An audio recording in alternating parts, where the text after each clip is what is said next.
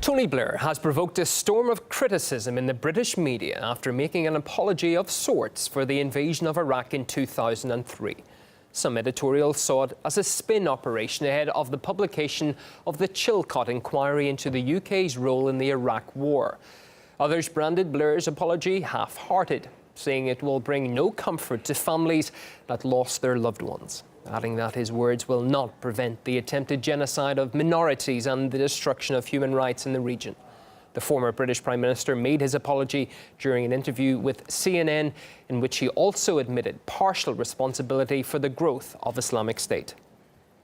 When people look at the rise of ISIS, many people point to the invasion of Iraq as the principal cause. I think there are elements of truth in that. Of course, you can't say that those of us who removed Saddam in 2003 bear no responsibility for the situation in 2015. Well, Tony Blair's comments come as a timetable is to be set for the long-awaited release of a public inquiry into Britain's role in the Iraq War. So far, it's taken 6 years and cost £10 million. Blair himself was among the 150 witnesses questioned for the report, but back then he was less apologetic.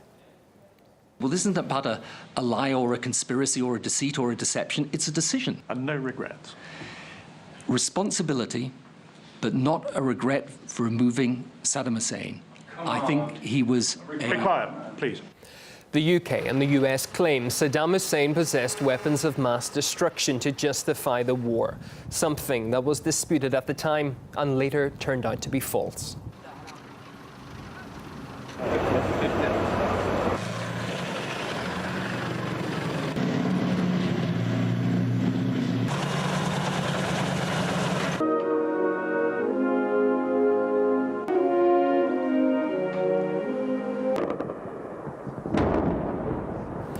Well, one of the victims of the war was Lance Corporal Sean Brearley.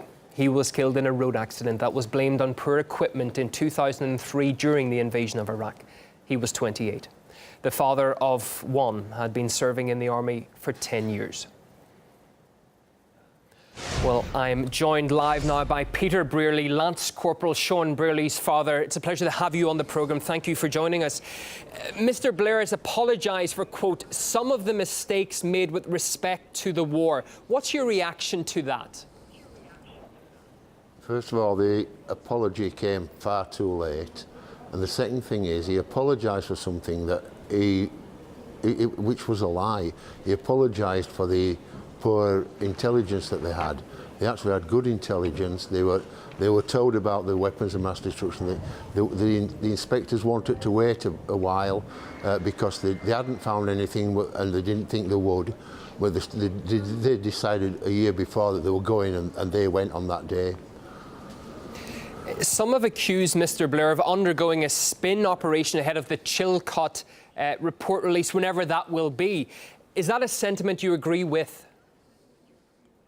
I would agree with that entirely because we've tried. My son died in 2003, which is 12 years ago, and we've tried for 12 years to even get Tony Blair to speak to us, and he's always insisted that he would never apologise for what he'd done. But the emails that came out last week where they'd agreed to join the US in the fight, and the Chilcot inquiry, which is coming up, which Tony Blair will have had his information because he gets to look at it before it actually is made public. So there's so many things that are proving that what he did were wrong. But yeah, I think he's covering his back by giving this apology now. Did British soldiers lose their lives in vain in Iraq? Yeah, at the time I would have said no, but now yes, they did. They didn't bring peace to the country. They didn't bring peace to the region. It's still going on today. So yes, they give their lives in vain. Of course, this is a very hard time for you. Could their deaths have been avoided, sir? Yeah, the deaths could have been avoided by the simple way that they didn't go to war. They went to war illegally, and the thing that he won't apologise for is is deposing Saddam Hussein. And when they got the legal advice, the first legal advice said that one of the reasons that you can't go to war is regime change. And that will get rid of Saddam. So that said straight away that was an illegal war. They should never have been there. Peter Brearley, the father of Lance Corporal Sean Brearley, who was killed in the war in Iraq. Thank you for joining us on RT International this hour.